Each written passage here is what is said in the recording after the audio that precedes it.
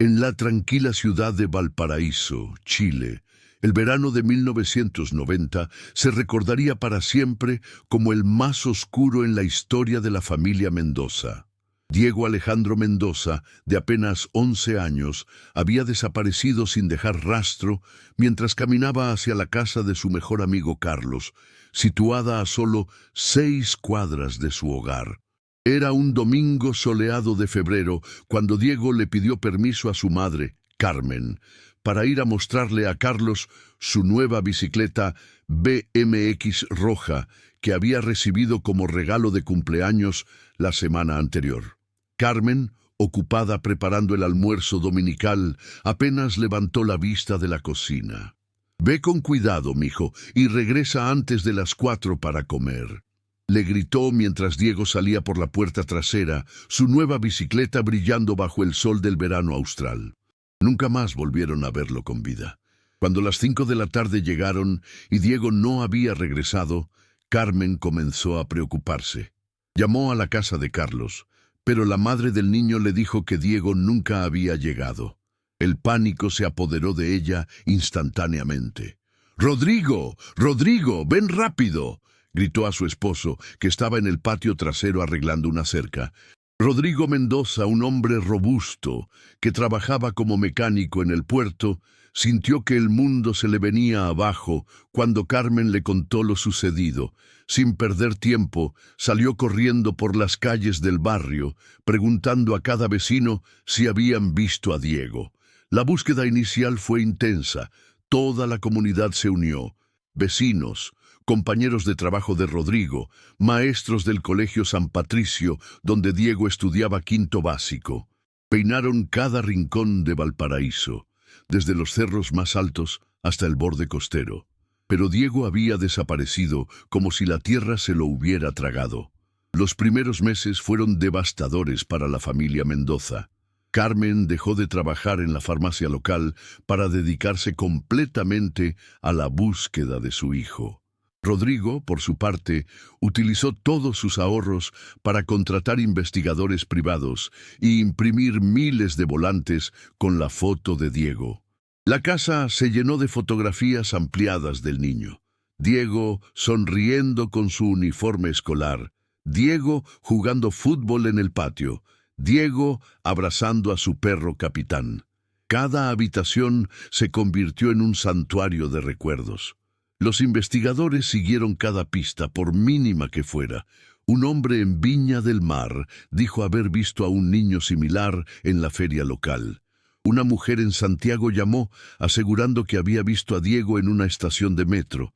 Todos los reportes resultaron ser falsas alarmas. Rodrigo desarrolló una rutina obsesiva. Cada sábado y domingo manejaba su vieja camioneta Ford por diferentes rutas, colocando nuevos volantes y preguntando a la gente si habían visto a su hijo. Visitó comisarías en Valparaíso, Viña del Mar, Santiago, incluso hasta Concepción. «Mi hijo tenía 11 años cuando desapareció», decía Rodrigo mostrando la foto desactualizada. «Ahora tendría que tener...» y hacía los cálculos mentalmente, sumando los años que habían pasado. Carmen, por su parte, se refugió en la iglesia. Cada día asistía a misa en la parroquia del Sagrado Corazón, encendiendo velas y rezando el rosario completo. Organizó novenas y procesiones, convencida de que la fe podría traer a Diego de vuelta.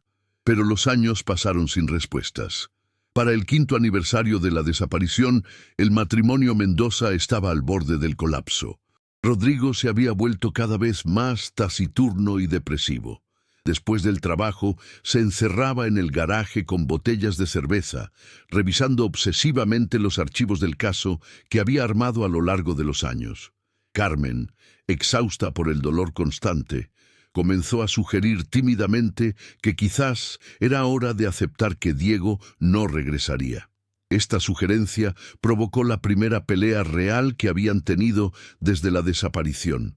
«¿Cómo puedes decir eso?», rugió Rodrigo, tirando una carpeta llena de documentos al suelo. «Es nuestro hijo, no vamos a rendirnos». «Rodrigo, han pasado 5 años», lloró Carmen.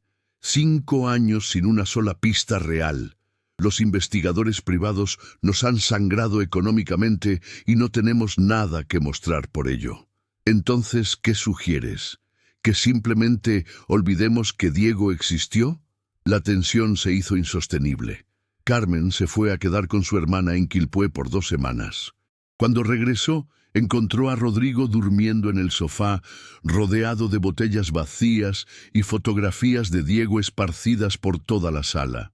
Fue en ese momento que ambos se dieron cuenta de que habían estado tan concentrados en buscar a su hijo perdido que se habían perdido el uno al otro. Con el tiempo la familia Mendoza aprendió a vivir con el dolor. Carmen regresó a trabajar en la farmacia, aunque nunca pudo concentrarse completamente en las tareas. Rodrigo siguió con su rutina de búsqueda los fines de semana, pero con menos intensidad. La casa se volvió un lugar silencioso. Las risas ya no resonaban en los pasillos. Las comidas se hacían en silencio, con la silla vacía de Diego siempre presente en la mesa del comedor. Los vecinos, inicialmente solidarios, comenzaron a evitar hablar del tema. La vida del barrio continuó. Nacieron nuevos bebés, otras familias se mudaron. Los niños que habían sido compañeros de Diego crecieron y se graduaron del colegio. Pero para Rodrigo y Carmen, el tiempo se había detenido en febrero de 1990. En 1995, 5 años después de la desaparición, un detective de la Policía de Investigaciones les sugirió que consideraran declarar a Diego legalmente muerto. Esto les permitiría cerrar ciertos asuntos legales y quizás encontrar algo de paz, explicó el detective Herrera con sensibilidad. Rodrigo se negó rotundamente. «Mi hijo no está muerto», insistió. «Está en algún lugar esperando a que lo encontremos». Para 2012, Rodrigo Mendoza había envejecido prematuramente. Sus cabellos, otrora negros, ahora estaban completamente canosos. Su rostro llevaba las marcas profundas de décadas de dolor y estrés. A los 58 años, seguía trabajando como mecánico, pero su entusiasmo por la vida había desaparecido junto con su hijo. Carmen, ahora de 55 años, había encontrado cierto consuelo en su trabajo voluntario con la Cruz Roja. Ayudar a otras familias en crisis le daba un propósito que había perdido desde la desaparición de Diego. Ese año, Carmen convenció a Rodrigo de que necesitaban hacer algo diferente. «Rodrigo, llevamos 22 años viviendo como fantasmas. Diego no hubiera querido esto para nosotros». Fue así como decidieron mudarse de la casa familiar en Valparaíso. Los recuerdos eran demasiado intensos. Cada rincón les gritaba la ausencia de su hijo. Encontraron una casa más pequeña en Viña del Mar, cerca de la playa, con la esperanza de que el cambio de ambiente les ayudara a sanar. Durante el proceso de mudanza, Carmen encontró cajas llenas de pertenencias de Diego que no había tocado en años. Ropa que había quedado pequeña, juguetes, cuadernos escolares y anuarios. Una tarde de marzo de 2012, mientras organizaba las cajas en la nueva casa, Carmen abrió una de las cajas de Diego y encontró sus anuarios escolares. Había 3, de tercero, cuarto y quinto básico, el último año que había asistido al colegio. «Rodrigo, ven a ver esto», llamó Carmen desde la habitación que habían destinado como estudio. Rodrigo se acercó y vio a su esposa hojeando el anuario de quinto básico de Diego. Las páginas amarillentas mostraban las caras sonrientes de los compañeros de clase de su hijo, todos ahora adultos de 30 y tantos años. «Mira», dijo Carmen señalando una página, «la clase de Diego. Todos estos niños ahora tienen familias propias». Rodrigo tomó el anuario y comenzó a pasar las páginas lentamente. Se detuvo en la sección de actividades escolares y comenzó a examinar las fotos grupales. El equipo de fútbol, el coro de la escuela, la obra de teatro de fin de año. Fue entonces cuando vio algo que hizo que su sangre se helara. En la foto del equipo de fútbol, en la segunda fila, había un hombre adulto que no reconoció como profesor. El hombre tenía aproximadamente 30 años, cabello rubio y una sonrisa que le provocó escalofríos a Rodrigo. Pero no era el hombre en sí lo que le llamó la atención. Era la medalla que llevaba colgada al cuello, una medalla muy específica, con una forma y diseño únicos que Rodrigo reconoció inmediatamente. Era idéntica a la medalla que Diego llevaba puesta el día que desapareció. Diego había recibido esa medalla de su abuelo materno, Eduardo, quien había sido un destacado jugador de fútbol en su juventud.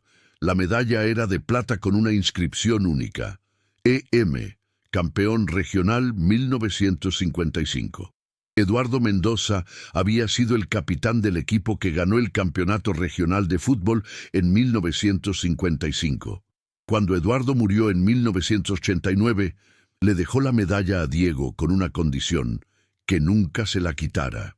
«Esta medalla trae buena suerte a los hombres, Mendoza», le había dicho el abuelo al niño. Diego había tomado esa promesa muy en serio. Nunca se quitaba la medalla, ni siquiera para bañarse o dormir. Carmen recordaba perfectamente que Diego la llevaba puesta el día que desapareció, porque había brillado bajo el sol cuando el niño se había despedido con la mano desde su bicicleta. «Carmen, ven acá rápido», dijo Rodrigo con voz temblorosa. «Mira esta foto». Carmen se acercó y Rodrigo le señaló al hombre en la foto del equipo de fútbol. «¿Ves lo que lleva al cuello?». Carmen entrecerró los ojos y luego jadeó. «Dios mío, Rodrigo, esa es la medalla del papá. ¿Estás segura?». «Completamente segura. Fíjate en la forma, en el grabado, es exactamente igual». Rodrigo sintió que las manos le temblaban mientras sostenía el anuario. «¿Quién es este hombre? ¿Por qué tiene la medalla de Diego?». Carmen tomó el anuario y leyó la información debajo de la foto. Dice, entrenador asistente, señor Alberto Fuentes. «Alberto Fuentes», repitió Rodrigo, grabando el nombre en su memoria. «Nunca escuché ese nombre antes». «Yo tampoco», confirmó Carmen, «y conocíamos a todos los profesores y entrenadores del colegio». Esa misma noche, Rodrigo no pudo dormir. Pasó horas mirando la foto del anuario, estudiando cada detalle del rostro del hombre identificado como Alberto Fuentes. Había algo familiar en él, pero no podía ubicar exactamente qué. Al día siguiente, Rodrigo fue directamente al Colegio San Patricio. Aunque habían pasado 22 años, la directora, hermana Esperanza, seguía allí. Era una monja de aproximadamente 70 años, que había conocido bien a Diego. «Rodrigo, qué sorpresa verte», dijo la hermana Esperanza con una sonrisa triste. «¿Cómo están tú y Carmen?». «Hermana, necesito preguntarle algo muy importante», dijo Rodrigo sin preámbulos. Le mostró la foto del anuario. «¿Recuerda a este hombre?». «Alberto Fuentes, supuestamente entrenador asistente en 1990. La hermana Esperanza estudió la foto cuidadosamente, frunciendo el ceño. «Rodrigo, esto es muy extraño. En 1990, el único entrenador de fútbol era el profesor Morales. Nunca tuvimos un entrenador asistente llamado Alberto Fuentes». El corazón de Rodrigo comenzó a acelerarse. «¿Estás segura?». «Completamente segura. Yo personalmente contrato a todo el personal del colegio. Este hombre nunca trabajó aquí». «Entonces, ¿cómo explica que aparezca en el anuario?». La hermana Esperanza pareció confundida. «No lo entiendo. Tengo que revisar los archivos». Pasaron 2 horas revisando documentos, contratos de empleados y registros de personal de 1990. No había absolutamente ningún rastro de Alberto Fuentes en los archivos del colegio. «Hermana», dijo Rodrigo con voz tensa, «¿es posible que alguien se haya infiltrado en el colegio, que haya posado para las fotos sin ser realmente empleado?». La monja se quedó pensativa. En aquella época, la seguridad no era tan estricta como ahora. Durante los eventos deportivos, a veces había padres de familia o voluntarios que ayudaban. Es posible que este hombre haya estado presente en el momento de la foto y alguien asumió que era parte del personal. ¿Recuerda si había algún voluntario o padre de familia que encajara con esta descripción? Rodrigo, han pasado 22 años. Sería imposible para mí recordar todos los rostros. Rodrigo salió del colegio con más preguntas que respuestas, pero también con algo que no había tenido en años. Una pista concreta. Fue directamente a la comisaría, donde había presentado la denuncia original de la desaparición de Diego. El detective Herrera ya se había retirado, pero un detective más joven, Carlos Soto, revisó el caso. Señor Mendoza, entiendo su frustración, pero una foto en un anuario no es evidencia suficiente para reabrir el caso. Pero ese hombre tiene la medalla de mi hijo, insistió Rodrigo. Podría ser una medalla similar, respondió el detective Soto. Sería necesario demostrar que es exactamente la misma medalla. Rodrigo se sintió derrotado, pero no se rindió. Comenzó su propia investigación. Utilizó Internet para buscar cualquier información sobre Alberto Fuentes en Chile. Encontró docenas de personas con ese nombre, pero ninguna que encajara con la descripción del hombre en la foto. Carmen, inicialmente escéptica, comenzó a creer en la importancia del descubrimiento cuando examinó la foto con una lupa. «Rodrigo, mira esto», dijo señalando la medalla en la foto. «¿Ves estas marcas aquí en el borde? La medalla del papá tenía esas mismas marcas». Las marcas eran pequeñas muescas que el abuelo Eduardo había hecho en la medalla años atrás para distinguirla de otras similares que había visto. Rodrigo recordó claramente cuando su suegro le había mostrado esas marcas, explicándole que hacían la medalla única. «Es la misma medalla», confirmó Carmen. «No hay duda». Rodrigo decidió contratar a un investigador privado, Marcos Reyes, especializado en casos de personas desaparecidas. Reyes había trabajado anteriormente con la policía y tenía contactos en varias instituciones. «Señor Mendoza, voy a ser honesto con usted», dijo Reyes después de revisar toda la información. Después de 22 años, las posibilidades de encontrar a su hijo con vida son muy pequeñas. Pero esta foto es intrigante. Reyes comenzó a trabajar sistemáticamente. Primero, contactó a todos los compañeros de clase de Diego que pudo localizar, preguntándoles si recordaban a Alberto Fuentes. Ninguno lo recordaba. Luego, se enfocó en el anuario mismo. Descubrió que los anuarios de 1990 habían sido impresos por una empresa llamada Gráficas Pacífico en Santiago. Aunque la empresa ya no existía, logró localizar a algunos de los empleados retirados. «Recuerdo ese trabajo», dijo Hernán Campos, quien había sido el supervisor de producción. Los anuarios escolares eran complicados porque había que coordinar las fotos con los textos. ¿Recuerda algo específico sobre el anuario del Colegio San Patricio de 1990? Sí, de hecho sí. Hubo un problema con algunas de las fotos. Llegaron tarde y tuvimos que hacer una segunda impresión para incluirlas. Esto llamó la atención de Reyes. ¿Qué tipo de problemas? Alguien del colegio trajo fotos adicionales después de que ya habíamos terminado el diseño inicial. Tuvimos que reorganizar algunas páginas. ¿Recuerda quién trajo esas fotos adicionales? Hernán se quedó pensativo. No fue alguien del colegio. Fue un hombre que dijo ser fotógrafo independiente, contratado por el colegio para eventos especiales. ¿Puede describir a ese hombre? Rubio, de unos 30 años, muy amable. Dijo que había fotografiado algunos eventos deportivos y que el colegio quería incluir esas fotos en el anuario. Reyes sintió que se le aceleraba el pulso. ¿Ese hombre se identificó? Sí, dijo llamarse Alberto Fuentes. El descubrimiento de Reyes cambió completamente la perspectiva del caso. Alberto Fuentes no solo había aparecido en la foto del anuario, sino que él mismo había suministrado esa foto a la imprenta.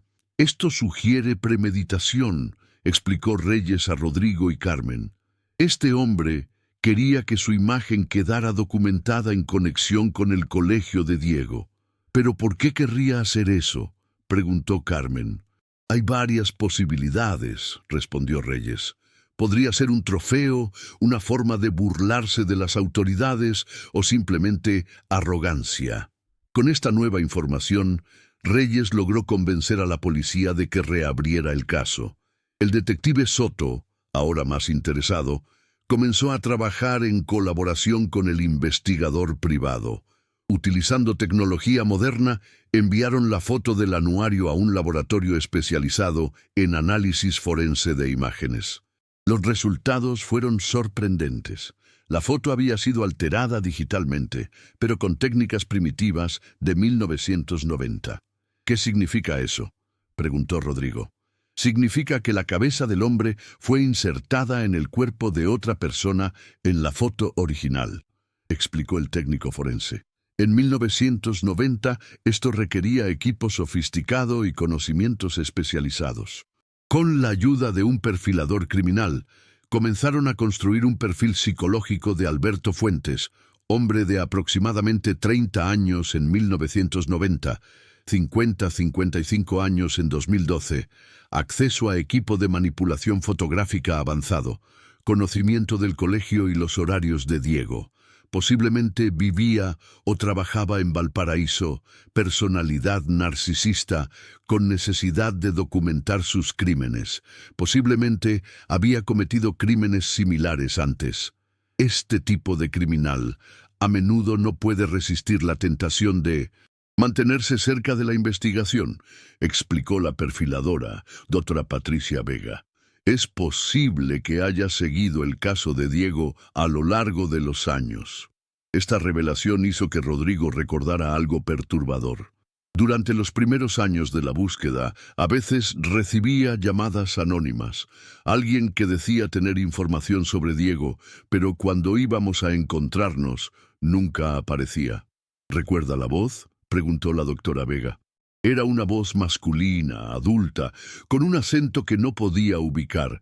Siempre llamaba desde números diferentes. Eso encaja con el perfil, confirmó la psicóloga. Muchos secuestradores disfrutan torturando psicológicamente a las familias de sus víctimas. En 2012, las herramientas de búsqueda habían avanzado considerablemente desde 1990. El detective Soto utilizó software de reconocimiento facial para comparar la foto del anuario con bases de datos de criminales conocidos. Después de semanas de búsqueda, encontraron una coincidencia parcial. Un hombre llamado Alberto Fuentes había sido arrestado en Argentina en 1995 por posesión de material pornográfico infantil. Aunque había sido liberado por falta de evidencia, su foto estaba en los archivos de Interpol. «Es él», confirmó Rodrigo al ver la foto policial. «Está más viejo, pero es definitivamente él». Sin embargo, había un problema. Alberto Fuentes había desaparecido de los registros argentinos en 1998. No había registros de él en ningún país sudamericano desde entonces. Probablemente cambió de identidad, explicó Soto. Los criminales de este tipo suelen ser muy hábiles para crear nuevas identidades. Rodrigo y Carmen decidieron viajar a Argentina para investigar personalmente. Utilizaron sus ahorros para contratar a un detective privado argentino, José Luis Morales, quien había trabajado en el caso original de 1995. «Recuerdo este caso», dijo Morales. Fuentes era muy inteligente, casi demasiado inteligente. Siempre parecía estar un paso adelante de nosotros. «¿Qué puede decirnos sobre él?», preguntó Carmen. Vivía solo en un departamento en Buenos Aires. Trabajaba como técnico en computación, lo cual explicaría su habilidad con la manipulación fotográfica. Cuando allanamos su departamento, encontramos equipo muy sofisticado. «¿Encontraron algo más?», preguntó Rodrigo. Morales dudó antes de responder. «Encontramos fotografías de niños de varios países sudamericanos. Creemos que había estado viajando por toda la región». El corazón de Rodrigo se detuvo. ¿Había fotos de Diego? No que pudiéramos identificar definitivamente, pero había fotos de niños chilenos. La investigación en Argentina reveló que Alberto Fuentes había sido muy cuidadoso. Había usado múltiples identidades y había cambiado de residencia frecuentemente. El último rastro confirmado era de 1998, cuando había vendido su equipamiento de computación en Buenos Aires. Después de eso, simplemente desapareció, explicó Morales. Creemos que pudo haber salido del país usando documentos falsos. Rodrigo se sintió derrotado una vez más. Habían llegado tan lejos solo para encontrar otro callejón sin salida. Pero Carmen tenía una idea diferente. ¿Y si no salió del país? ¿Y si simplemente se mudó a una ciudad más pequeña donde nadie lo conociera? Es posible, admitió Morales, pero sería como buscar una aguja en un pajar. De vuelta en Chile, Rodrigo decidió publicar la foto del anuario en redes sociales, pidiendo ayuda para identificar al hombre. La respuesta fue abrumadora. Cientos de personas compartieron la publicación y comenzaron a llegar mensajes de todo el país.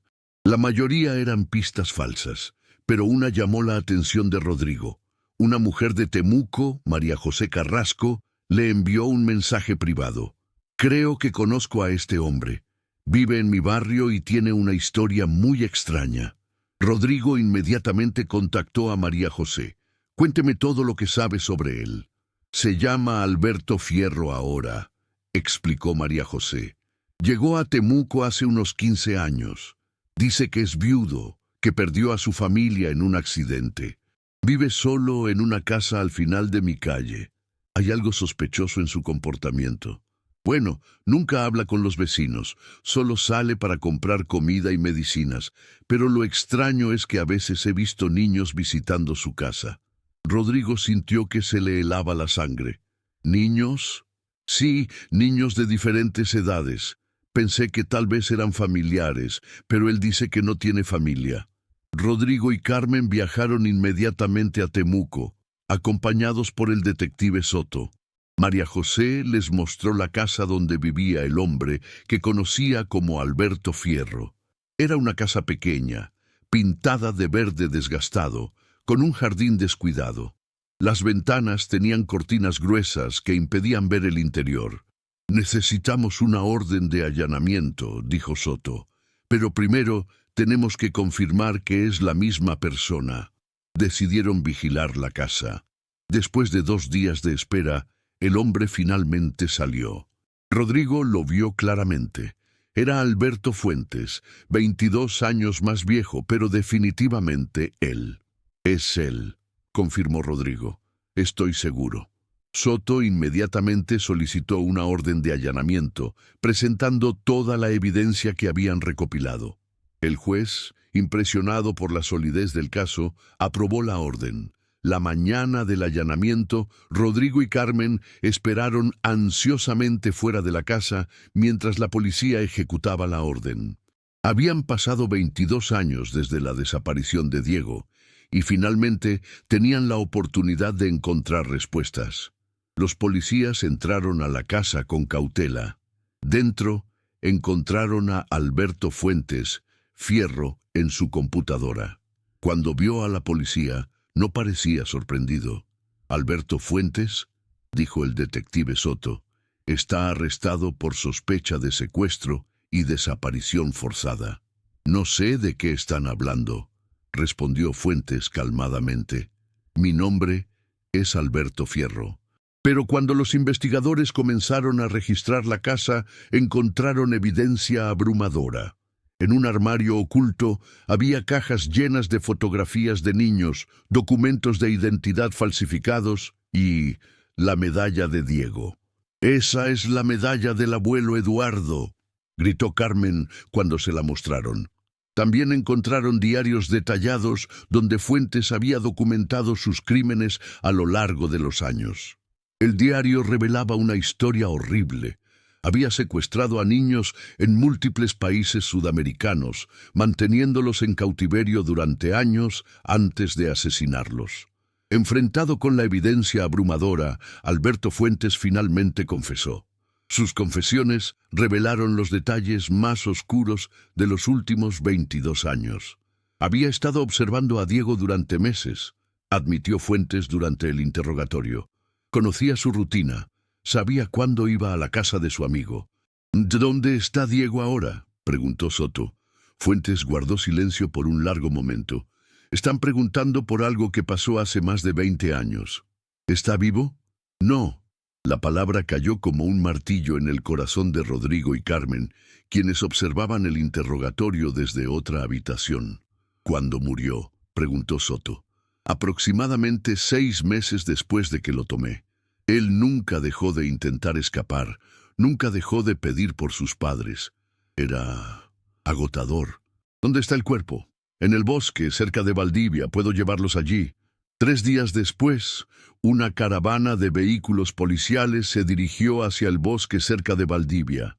Fuentes, esposado y vigilado, los guió hacia un claro escondido profundo en el bosque. Aquí, dijo simplemente. Los investigadores forenses comenzaron a excavar cuidadosamente. Después de varias horas, encontraron restos óseos pequeños, claramente de un niño. Rodrigo se derrumbó cuando vio los pequeños huesos.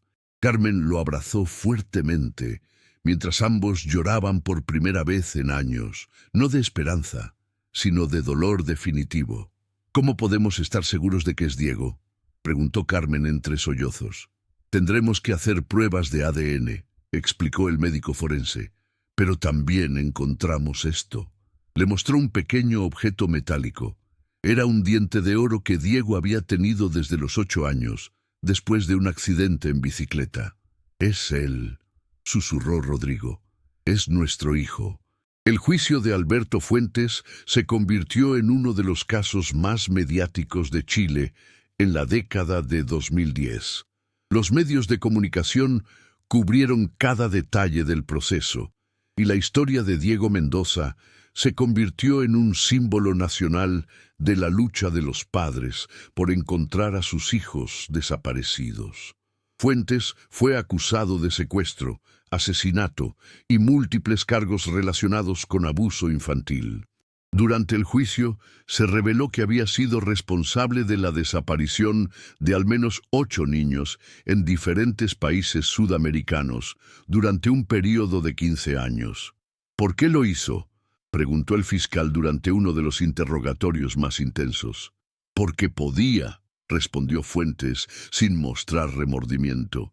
«Porque estos niños eran vulnerables y yo era más inteligente que todos ustedes». Su frialdad y falta de empatía horrorizaron a todos los presentes en la sala. Rodrigo y Carmen testificaron sobre el impacto que la desaparición de Diego había tenido en sus vidas. «Perdimos a nuestro hijo 2 veces», dijo Carmen desde el estrado.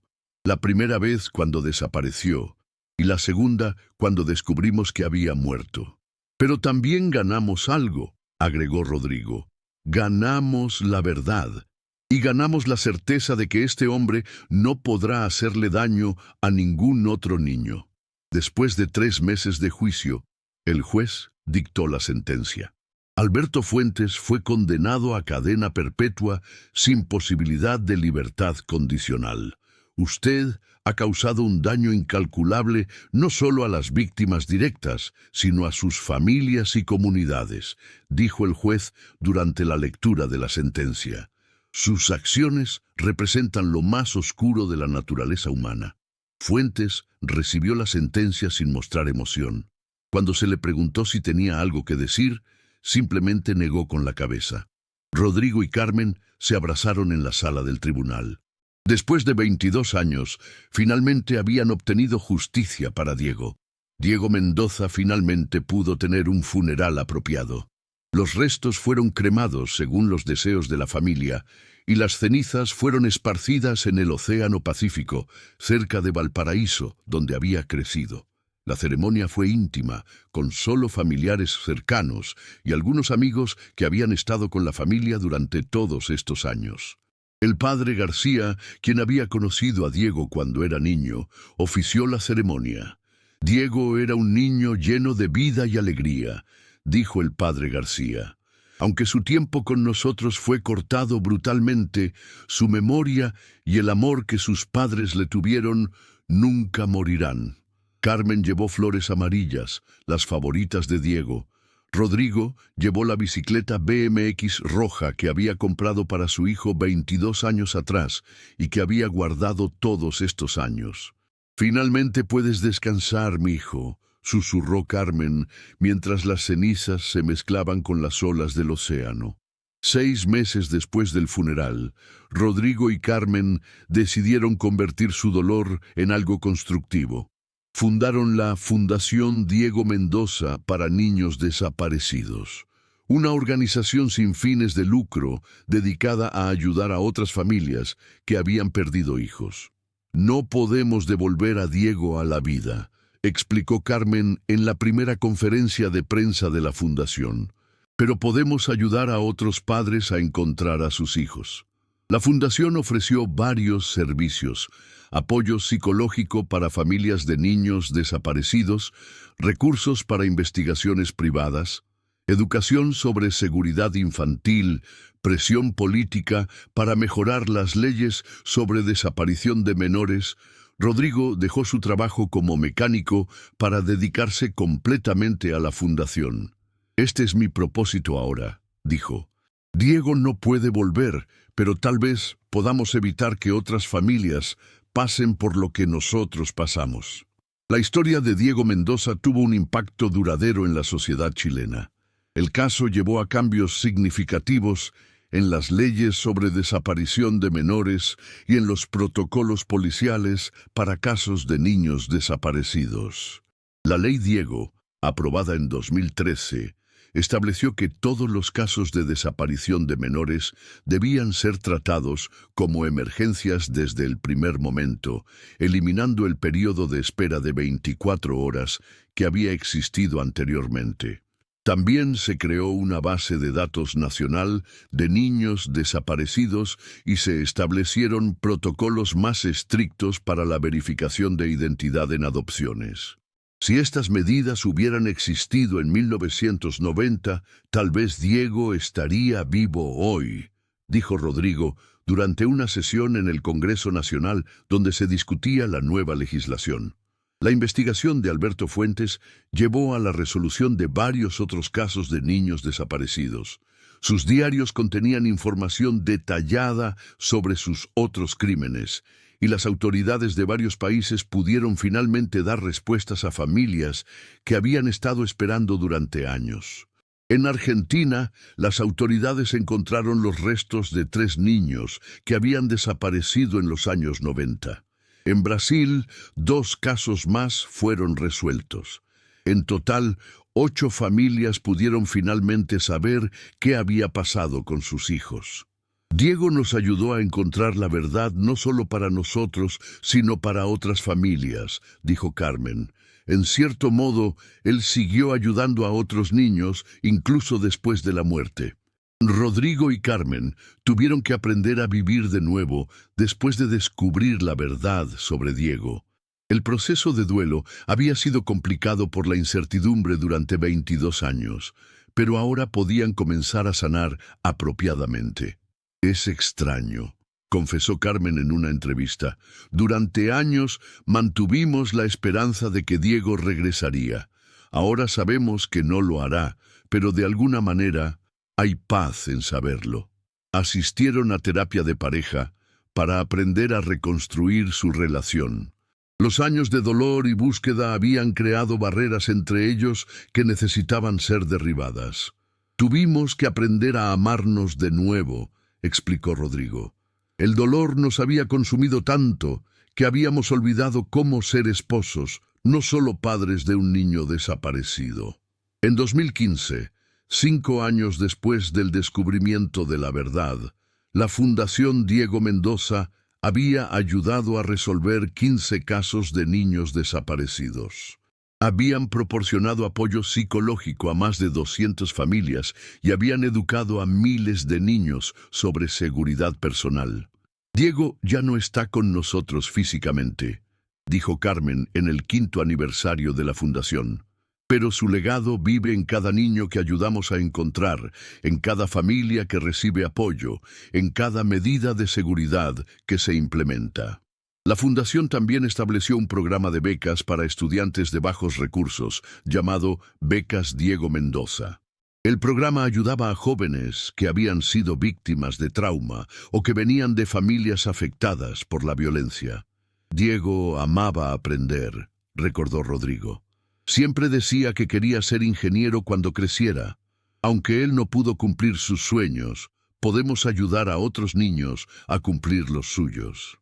La historia de Diego Mendoza enseñó varias lecciones importantes a la sociedad. La importancia de la perseverancia. Rodrigo y Carmen nunca se rindieron, incluso cuando todo parecía perdido. Su determinación finalmente llevó a la verdad.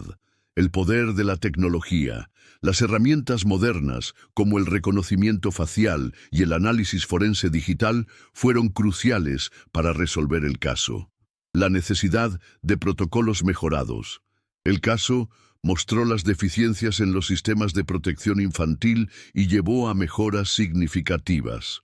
El valor de la comunidad, la ayuda de vecinos, la cooperación internacional y el apoyo público fueron fundamentales para resolver el caso. La importancia de la documentación, el anuario escolar, preservado durante 22 años, fue la clave que abrió todo el caso. En 2020, 30 años después de la desaparición de Diego, Rodrigo y Carmen reflexionaron sobre su jornada durante una entrevista especial. ¿Se arrepienten de algo?, preguntó el periodista. No de haber buscado la verdad, respondió Rodrigo. Nos arrepentimos de no haber prestado más atención a los peligros que rodeaban a Diego. En 1990 pensábamos que nuestro barrio era seguro, que nuestros hijos estaban protegidos. Ahora sabemos que los peligros pueden venir de donde menos los esperamos. ¿Qué les dirían a otros padres que están pasando por una situación similar? Que nunca pierdan la esperanza, dijo Carmen. Que sigan buscando, que sigan preguntando, que sigan presionando a las autoridades. La verdad puede tardar en llegar, pero eventualmente llega. ¿Creen que Diego estaría orgulloso de lo que han logrado? Carmen sonrió a través de las lágrimas. Creo que sí. Diego siempre fue un niño que se preocupaba por otros. Creo que estaría feliz de saber que su historia está ayudando a proteger a otros niños. Epílogo. El recuerdo eterno. Hoy, en 2024, la historia de Diego Mendoza sigue siendo recordada en Chile como un ejemplo de la importancia de nunca rendirse en la búsqueda de la verdad. Su foto, sonriendo en su uniforme escolar, se ha convertido en un símbolo de esperanza para las familias de niños desaparecidos en todo el mundo. La Fundación Diego Mendoza continúa su trabajo, ahora dirigida por un equipo de profesionales dedicados, mientras Rodrigo y Carmen, ahora en sus 70 años, sirven como consejeros y embajadores de la causa. En el cementerio de Valparaíso hay una placa conmemorativa que dice: Diego Alejandro Mendoza, 1979-1990. Su vida fue breve, pero su legado es eterno, en memoria de todos los niños que nunca regresaron a casa. Cada año, el 15 de febrero, el día que Diego desapareció, cientos de personas se reúnen en el puerto de Valparaíso para una vigilia en memoria de todos los niños desaparecidos. Es un recordatorio de que aunque los casos individuales puedan cerrarse, la lucha por proteger a los niños nunca termina. La historia de Diego Mendoza nos recuerda que la verdad, aunque dolorosa, siempre es preferible a la incertidumbre. Nos enseña que el amor de los padres no conoce límites de tiempo o distancia, y nos demuestra que incluso en las tragedias más profundas, es posible encontrar propósito y significado. Diego nunca pudo crecer para convertirse en el ingeniero que soñaba ser. Pero a través del amor inquebrantable de sus padres y el legado de la fundación que lleva su nombre, su vida, aunque breve, continúa teniendo un impacto positivo en el mundo. En las palabras finales del diario que Carmen comenzó a escribir después de encontrar la verdad: Mi querido Diego, aunque no pudimos salvarte, tu historia está salvando a otros. Aunque no pudimos protegerte, tu memoria está protegiendo a otros niños. Aunque no pudimos tenerte con nosotros, tu amor permanece con nosotros para siempre. Descansa en paz, mi niño hermoso.